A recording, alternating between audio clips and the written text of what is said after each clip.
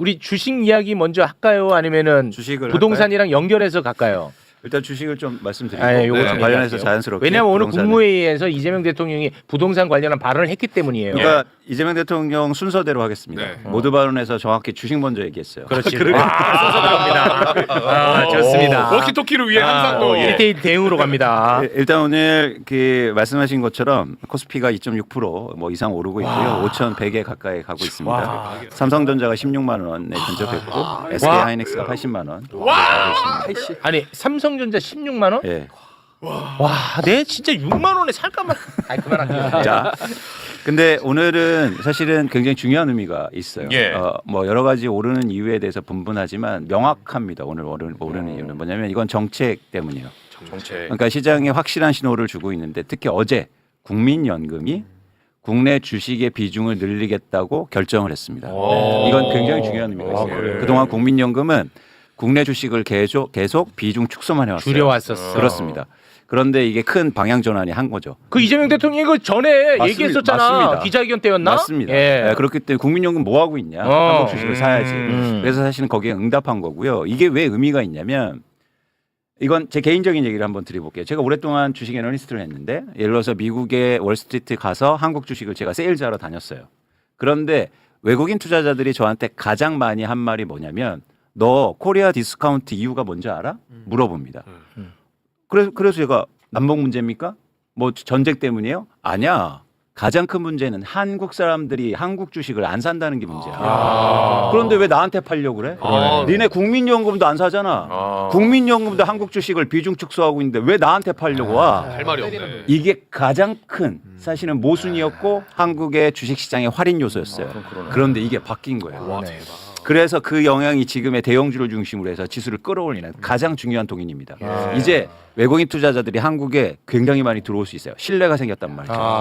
어제도 제가 말씀드렸잖아요. 그래서 지금 정책이 주식시장을 움직이고 있다고요. 그렇지. 선제적으로. 그래서 굉장히 의미 있다. 그러면은 예. 이른바 이제 서학개미들이 동학개미가 될 수 있는 그런 상황이 바뀐 거네요. 그렇죠. 거기에 대해서도 뭐 정책적으로 좀 지원을 해야 되겠네요. 맞습니다. 그래서 또 정책 얘기를 하잖아요. 예를 들어서 세금을 깎아줄 테니까 세금을 면제해 줄 테니까 다시 유턴해라. 이런 얘기들이 나오는 게 다 연관선상이에요. 아, 연관돼. 굉장히 흥미로운 게 정책이 굉장히 촘촘해요. 어. 이건 뭐냐면 주식시장을 명확하게 아는 거예요. 그렇지. 이해가. 그게 중요해요. 그렇지. 그래야 시장을 끌 수 있다고요. 맞아. 그러니까 시장을 밀는 게 아니라 인센티브를 통해서 끄는 거예요. 그렇지. 그러니까 움직이잖아요. 움직이잖아. 그런 차원에서 그러면 우리가 역사적으로 한번 살펴볼 필요가 있습니다. 7번을 한번 볼게요. 7번. 한국의 주식시장이 이렇게 크게 오른 기간은 역대적으로 두 번, 지금 빼고 두 번 있었어요. 1987년대 하고 그리고 노무현 대통령 때. 그때 그랬어요? 코스피가 200% 이상 오릅니다. 예. 그런데 어떤 공통점이 생각나세요? 그건 뭐냐면 우리나라 정치에 큰 변화가 있었어요. 예를 들어서 1987년, 88년은 뭐가 직선제. 유월항쟁. 그렇습니다. 네. 그러면서 한국의 주식시장이 크게 올랐죠. 그리고 그러니까 노무현 대통령 때 뭐냐면 민주화가 진전되지 않습니까? 그때 사실은 코스피가 또 크게 올랐어요. 그리고 지금 이재명 정부입니다. 진짜네. 여기에 반응하는 거예요. 이거는 인과관계가 있네. 그렇죠. 네. 진짜. 그렇죠. 그래서 그때 당시만 해도 200%가 올랐거든요. 네. 아직까지 100%밖에 안 올랐습니다. 아직 들어가게 돼요? 야, 이재명 아직 남아 있구나. 그래서 이런 정책이 시장을 끌고 가면 지수가 사실은 위가 열릴 수도 있다. 그런데 설레네. 8번을 볼게요. 8번. 이렇게 올랐는데도 아직까지 저평가예요. 조평가요? 예, PBR이 그래도 낮아요. 쉽게 말해서 대만과 일본, 우리하고 산업구조가 비슷한 대만과 일본보다도 낮은 평가를 받고 있어요. 예. 우리 그 전문가님이니까 여기서 지금 올려놓은 것만으로 우리가 이제 어느 정도 수준으로 가면 그래도 야 이게 정상화는 됐구나 할 수 있어요. 여기서. 전 일본처럼 갈 수 있다. 일본. 네, 일본. 일본. 네, 일본처럼 가면 그리고 네. 좀 더 힘을 내면 대만 정도도 갈 수 있다. 대만. 네. 근데 흥미로운 게 뭐냐면 그동안 외국인들이 예를 들어서 대만의 TSMC만 엄청 샀어요. 네. 근데 아까 말씀드렸잖아요. 한국 이제 신뢰가 생기는데 정책도 좋게 바뀌는데 막 디램에서 이익, 삼성전자나 반도체에서 이익 많이 내는데 그러면 그만큼 살 수 있다는 거죠. 그렇게 되면 지수가 이제는 예를 들어서 대만 지수처럼 갈 수도 있는 겁니다. 질문이 안 했습니다. 저희도 옛날에 주식할 때 미국 주식 보면서 한국 주식을 예측을 했잖아요. 네. 근데 지금 이제 글로벌 경기 상황에서 미국 장이 안 좋아진다라고 이제 예측을 하더라고요. 맞아요. 그러면은 우리나라가 이게 오히려 같이 안 좋아집니까? 이제는 이제 오히려 영향 이 받겠죠. 장이 좋아질 수가 있습니까? 지난해부터 어떤 현상이 일어났냐면 미국의 예를 들어서 S&P 500은 30% 정도 올랐는데 우리의 코스피는 80% 올랐습니다. 그러니까 지금 시장에서는 자금의 큰 흐름이 일어나고 있는데 미국만 투자하다가 이제 신흥국을 보기 시작했어요. 왜냐하면 미국에서 주가가 너무 많이 올랐고 쉽게 말해서 그만큼 그로스가 성장이 나오느냐에 대해서 의문을 갖기 시작했단 말이죠. 그러니까 한국 이머징 쉽게 말해서 신흥국이 좋은데 그래서 자금이 나오고 있는 상황인데 대한민국을 보니까 와 정치가 너무 바뀌고 있어. 정책도 좋아져. 기업들도 이익이 증가하지. 그러면 사는 거죠.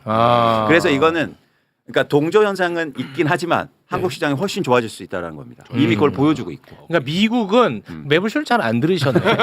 미국은 그동안에 주가가 오른 거고 네. 지금 현재 한국은 정상 자리를 찾아가는 거예요. 오른 게 아니에요. 오히려. 답답하시네. 이 올랐다고 생각하나 봐. 자, 이게 코스피 5,000원 하니까 와 많이 올랐다 이렇게 표현하시나 봐. 이거 제자리를 찾아가는 과정. 서당에 맞습니다. 참 일랑견 선배가 참 대단하게 많이 아시네요. 그래서 이재명 대통령의 그 단어가 굉장히 매력적인 단어예요. 정상화라는. 그렇지. 그러니까 이 핵심을 찢는 거예요. 그러니까 예를 들어서 우리가 뭐 엄청나게 화랑이다, 좋아지고 화랑 있다, 아니야. 주가 지금 폭등하고 있다 이렇게 화랑 아니야. 발언하는 게 아니죠. 예. 실제로 그 이소영 의원이 이번에 5천 TF 5찬 했잖아요. 이재명 대통령하고 그때 막 분위기 좋을 줄 알고 갔는데 이재명 대통령이 웃지를 않았대요. 오히려 이제부터 제대로 이제부터 시작이다. 좀 하셔야 됩니다. 네. 제대로. 그렇게 얘기했다잖아. 그쵸. 그 메시지가 중요하잖아요. 중요합니다. 아니 근데 정상화라고 하더라도 이걸 7개월 만에 정상화 시키는 거는 그건 어마어마한 뭐 대단한 정말 거죠. 성과입니다. 예. 그렇습니다. 그게 이제 핵심이에요. 그래서 지금 주식시장의 그 정책이 굉장히 촘촘하게 잘 구성돼 있고 그러다 보니까 네. 시장을 이렇게 이끄는 속도가 굉장히 빠른 거죠. 그렇습니다. 그 잘난 너는 왜 자꾸 손실만 보니라고 하는데 저 정상화 과정 아닙니까? 손실이 줄고 있잖아요. 아 근데 제가 조금 제 얘기는 하지 않을게요. 예, 제 얘기는 하지 않겠습니다. 말이 안 좋나 보네. 많이 안 좋은데. 장경원 의원에게 이재명 정부야말로 진짜 시장주의자다. 맞아요. 라는 이야기를 해주고 싶네요. 네, 그건 정말 맞는 말씀입니다. 자 그럼 부동산으로 가도 돼요? 그래서 이재명 대통령도 올해 그러니까 이번에 오늘 국무회의 모두 발언에서 일단 주식시장 정상화로 가고 있다. 예. 더 노력해 달라. 그렇습니다. 이렇게 이제는 예를 들어서 달리는 말에 채찍을 가한 거고요. 네. 바로 이어서 이제 부동산에 관련된 발언을 하는데 여기서 굉장히 중요한 단어가 또 나왔어요. 뭐냐면 저희 영상 2개를 준비했는데 좋습니다. 네. 2개 준비했는데 하나는 어차피 이제 같은 발언이었는데 이게 너무 길어갖고 저희가 이제 자체적으로 2개로 쪼갰습니다. 예. 부동산이 우리 사회에서 왜 그렇게 중요한 문제인지에 대한 이야기를 합니다. 함께 그 부분 보고 오겠습니다. 요즘 부동산 문제가 논란이 되고 있습니다. 경제 구조의 대전환을 통한 모두의 성장을 제대로 실현하기 위해서는 부동산에 비정상적으로 집중된 우리 사회의 자원 배분 왜곡을 반드시 바로잡아야 합니다. 비생산적인 부동산의 과도한 팽창은 필연적으로 건품을 키우게 됩니다. 그리고 성장 잠재력을 훼손할 뿐만 아니라 자칫 국민경제 전반에 심대한 타격을 더할 수 있습니다. 이는 나아가 사회 구성원 간의 신뢰마저 손상해서 우리 공동체의 안정까지 뒤흔들게 될 것입니다. 큰 혼란을 겪은 가까운 이웃나라의 뼈아픈 사례를 반드시 반면교사 삼아야 되겠습니다. 네, 부동산 문제가 너무너무 중요하다. 예. 그러니까 부동산 문제를 해결해야 될 거 아니겠습니까? 그런데 그 해결하는 의지, 우리가 의지에 대한 이야기 얼마나 많이 했어요. 맞습니다. 시장이 그렇죠. 어차피 다시 돌아간다. 그렇죠. 그 생각을 갖게 하면 정책이 안 먹힌다. 이 얘기를 했죠. 맞습니다. 이재명 대통령 강력한 의지를 표명했습니다. 음. 너네들 내 의지 의심했지 하면서 보란 듯이 이거는 진짜 보란 듯이야. 솔직히 말하면 이광수한테 보란 듯이 의심 많이 했잖아요. 영상 너 인마 나 의심했지 이광수. 너 나 욕하고 다녔지. 이광수 진짜 행간의 의미를 제가 설명하는 겁니다. 예. 본인 생각이 같은데. 함께 보겠습니다. 당장 눈앞에 고통과 저항이 두려워서 불공정과 비정상을 절대로 방치해서는 안 됩니다. 부당한 이익을 추구하는 잘못된 기대를 반드시 제어해야 합니다. 정부 정책도 뭐 또 바꾸겠지, 우리가 뭐 압력을 넣으면 바뀌겠지, 이런 기대들을 하는 경향이 일부에서 존재합니다. 한번 정책을 결정을 하면 결정 과정은 치열하게 논쟁하더라도 정해지면 그대로 집행을 해야 예측 가능한 합리적인 사회가 되겠죠. 그 사회가 어느 한 방향으로 간다고 했으면 그냥 가야지. 정말로 문제가 있으면 바꿔야 되겠지만 그게 아니면 예정된 대로 해야죠.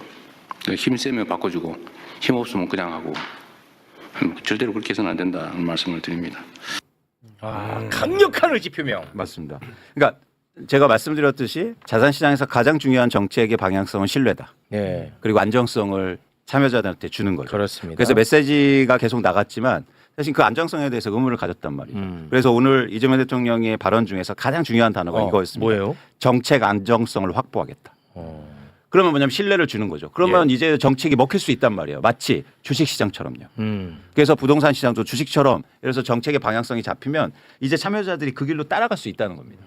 그래서 저는 오늘의 이 모두 발언에서 굉장히 중요한 의미를 사실 내포했다. 그래서 그 안정성 차원에서 신뢰를 주면 이제는 쉽게 말해서 대통령 말이 먹히는 거예요. 부동산 시장에도 먹힐 수 있다는 거예요. 네. 예. 그래서 의미가 있는 사실은 모두 발언이었다고 생각합니다. 네. 그러면은 이제 좀 부동산이 안정화로 실제 시장에서 반응할까요? 이제 중요한 게 의지와 그리고 방향성과 정책의 안정성까지 큰 방향을 저었으니까 네. 이제 입법이라든지 정책이 나와줘야죠. 따라 붙어야 됩니다. 따라 붙어야 돼. 안 그러면 또 말로만으로 끝나잖아요. 말로만 또 끝나. 그러면 이걸 어떻게 할 건가? 그래서 저희가 계속 그 정책의 방향성에 대해서 얘기하는 거고 거기에 대표적인 게 고가주택에 대한 보유세 인상과 그리고 양도세도 사실 중과 유예를 안 하겠다는 것도 그 방향성이죠.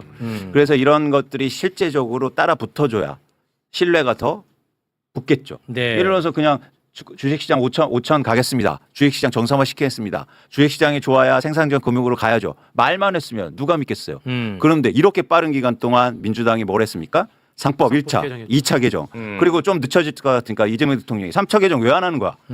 하는 거죠. 네. 1년도 안 됐는데 법 개정을 3번을 한다? 흔치 않습니다. 그렇습니다. 전 세계 어느 나라도 없어요. 네. 그러니까 방향성을 제시했고 민주당이 붙었잖아요. 네. 전 이게 부동산에서 나와줘야 된다. 음. 자, 이재명 대통령이 했으니까 이제는 입법 과정이 있어야 됩니다. 아. 근데 이걸 가령 좀 입법이라면 예를 들면 어떤 게 있을 수 있죠? 예를 들어서 말씀하신 부동산 것처럼 두 관련. 가지인데 대통령이 제시한 건 두 가지예요. 첫 번째는 뭐냐면 실거주자 중심으로 정책을 변화시키겠다. 그러니까 뭐냐면 1가구 1주택이라고 해도 투자로 갖고 있으면 사실은 그렇죠. 그거를 투기나 투자로 생각해야 된다. 그래서 큰 정책의 방향은 한국의 주택 시장 전체를 실거주를 우대하고 그렇죠. 나머지는 사실은 예를 들어서 뭐 과세라든가 이런 쪽으로 가는 거죠. 네. 두 번째는 뭐냐면 공정한 방향이죠. 네. 왜 집값은 어제도 보여드렸지만 왜 집값은 수십억이 올랐는데 보유세는 왜 줄었느냐. 오히려 줄어. 그건 이상해. 그 공정성을 불공정이야. 확보해야 돼요. 그래서 민주당은 윤석열이 그렇게 해놓은 그걸 되돌릴 필요가 있습니다. 네. 예, 그냥 그것만 해도 돼요. 윤석열이 망친 거예요. 이것도 역시 정상화. 정상화요. 부동시장 정상화. 그래서 그 두 가지만 일단 해달라. 네. 민주당이. 예. 그런데 여기에 대한 발언이 예를 들어서 저는 조금 근데 그런 말씀하신 게 그 다 입법 사항이에요? 그렇습니다. 그래야 사실은 세금 관련된 다 일들이니까. 그 입법 사항이에요. 근데 보세요. 주식은 얘기하면 바로 민주당 의원들이 달라붙어서 빨리 하겠습니다. 하겠습니다. 열심히 할게요. 맞아요. 저 ETF 샀어요. 맞아. 이렇게 하는데 왜 부동산은 안 하고 있습니까? 그거 왜 그런지 알아요? 왜요? 선거. 그러니까요. 그 인과관계도 없다고 우리가 몇 번 얘기했습니까? 계속 강조하잖아요. 왜 부동산 시장을 이렇게 대통령이 지시하고 했는데 왜 안 하고 있냐고요. 민주당 한마디도 안 해. 선거하고 인과관계 없다고 우리가 그렇게 얘기했습니다, 교수님. 부동산 보유세 올린다고 선거에 악영향 끼친다? 근거 있습니까? 그거는요. 근거 없습니다. 아까 저기 박주민 의원 계실 때 이야기하지 왜 저한테 이야기를 그렇게 심하게 하십니까?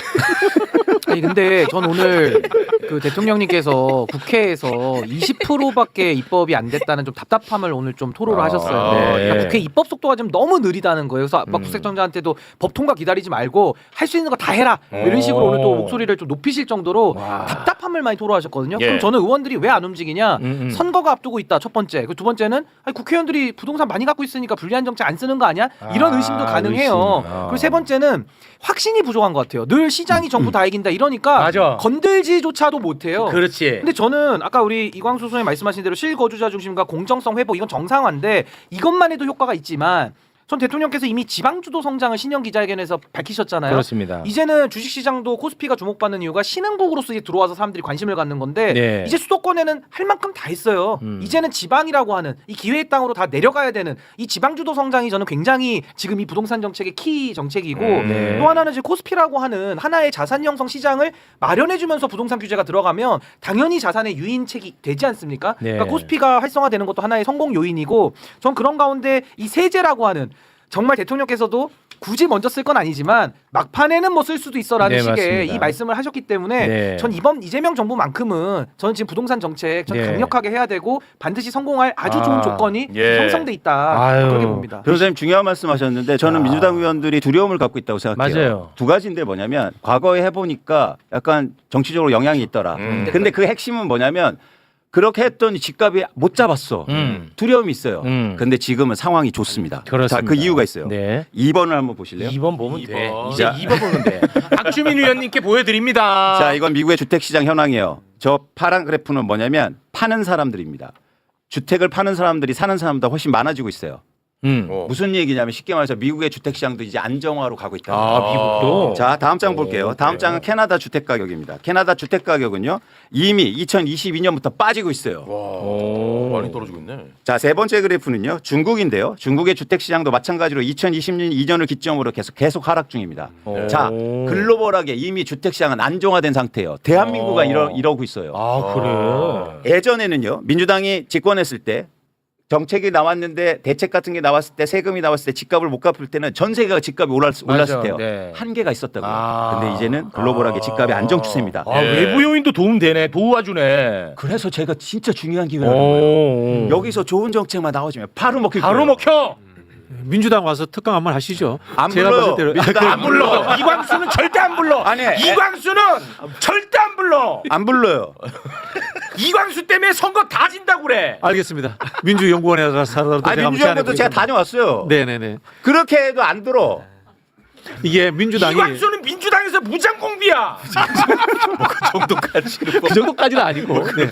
민주당에서 이제 역대 정부의 나쁜 기억이 존재했잖아요. 예. 사실은 이제 부동산을 틀어막으니까 유동성 자본이 딴 데로 가야 되잖아. 지금처럼 주식으로 가야 되는데 네. 상법 개정이라든 그런 조치들이 없다 보니까 없었지, 맞지. 결국은 풍선 현상처럼 같은 부동산 내에서 돌고 도니까 맞습니다. 부동산 정책이 실패했다는 나쁜 기억이 있고요. 네. 또 하나는 이제 심리적인 부분인데 주식도 사실 성과에 의해서만 보는 게 아니고 심리적인 요인들이 있지 않습니까? 근데 말씀하신 것처럼 이게 수치로서 계량화시켜서 이 부동산과 선거의 표심이 관련이 없다는 것을 증명해야 되는데 정치권이 마케팅 기술이라든가 분석하는 능력이 경영하는 쪽만큼 수준이 안 돼요. 이걸 제대로 분석을 못하니까 거기에 대해서 결론을 못 내리고 있는 거예요. 그래서 말씀하신 신인구 변호사 이야기처럼 아직도 확신과 두려움이 있는 거예요. 네, 맞아요. 잘 모르니까 그냥 두려움이 네. 있는 거거든. 그러니까 제가 민주당 가고 국정기획위원회도 제가 자문위원이었어요.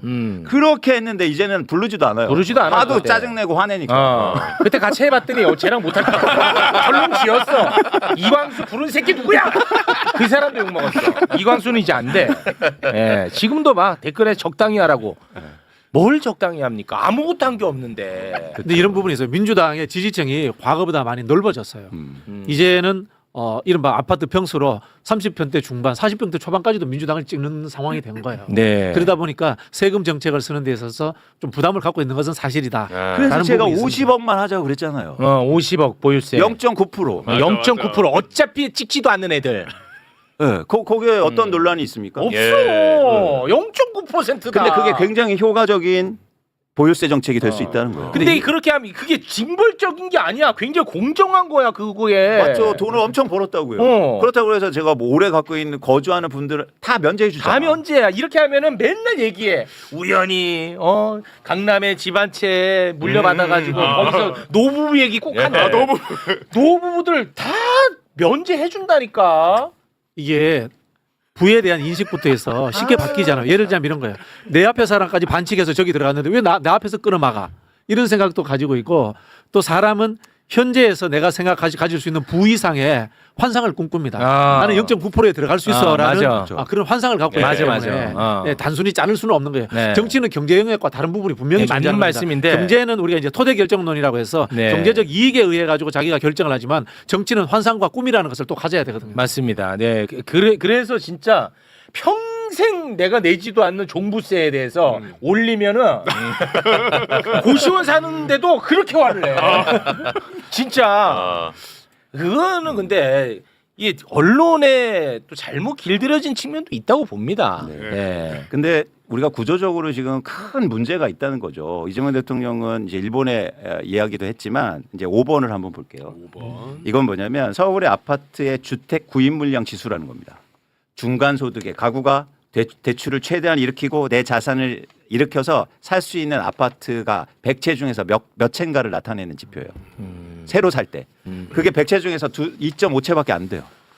그러니까 이미 시장에 진입한 사람들은 예를 들어서 그걸 갈아타게 하고 이럴 수는 있겠지만 새로 우리 아이들 그리고 우리의 청년들은 진입 안 돼. 진입이 불가능합니다. 안 돼, 안 돼. 이런 상태를 언제까지 유지할 수 있느냐. 이건 좋은 나라가 아니야. 정치가 미래하는 거잖아요. 교수님. 그러려면 이 세대한테 우회한 정책을 해야죠. 또 맞네. 그래서 이제 저희가 이제 이재명 정부에게 큰 기대를 하는 게 사실은 혁명적인 점프보다는 점진적으로 가는 것들이 사람들에게 이해 폭도 많아지고 네. 그다음에 부담감도 더 적어지거든요. 그런 부분에서 저는 주식 시장이 커지는 게 가장 중요한 하나의 탈출구가 될 수 있을 것 같아요. 네. 이제는 부동산보다 주식으로 돈 벌자. 사람은 돈 벌고 싶은 욕구를 가지고 있거든요. 그렇습니다. 그걸 막을 주식으로 수가 없어요. 벌으라는 거예요. 교수님 그래서 너무 좋은 환경이라는 거예요. 네. 그렇죠. 조금만 동의합니다. 잘하면 그렇습니다. 확 가는 거예요. 그렇죠. 오, 재반 환경이 너무 좋아요. 맞습니다. 네. 저도 지금 이사해야 돼가지고 최근에 집을 좀 알아봤거든요. 부동산에 혹시 저희 집 근처는 아파트 살려면 얼마 있어야 되나요? 그랬더니 한 6억은 현금 들고 있어야죠. 그래서 바로 포기했습니다. 너무 높아서 지금. 그렇습니다. 예. 자, 오늘은 여기에서 마무리를 좀 짓도록 하겠습니다. 뭐 그래도 다 하셨죠? 네, 네, 네. 고맙습니다. 저희가 계속 근데 지켜봐야 되고요. 예. 이건 단순하게 발언을 끝나서 그 행동까지도 우리가 계속 맞습니다. 봐야 맞습니다. 됩니다. 계속 네. 꾸짖어 주십시오. 네, 고맙습니다. 민주당에서는 계속 꾸짖으시면 안 부를 겁니다. 네, 그 점은 알고 계세요. 네, 자 함께 해주신 세 분 대단히 고맙습니다. 고맙습니다.